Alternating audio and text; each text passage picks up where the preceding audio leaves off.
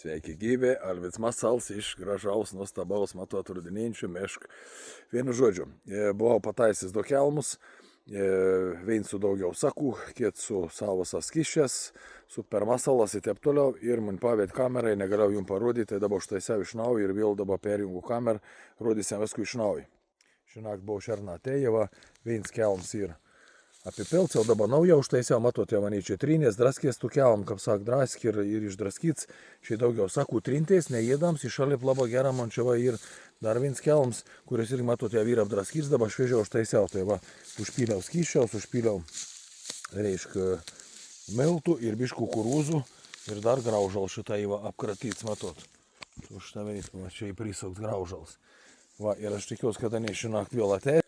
Ir galėsiu jums parodyti, ką paneičia trinas ir ką pėd, nes labai gera suveina kamera, tuo pačiu veitų ir pajėd ir pasitrin.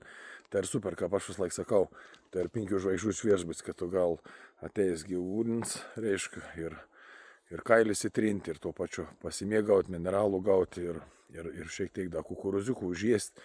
Ir mums tikrai patenkins ir vis laik į to veit sugrįš. Tai va, laukit video. Alvyds Masals, iki.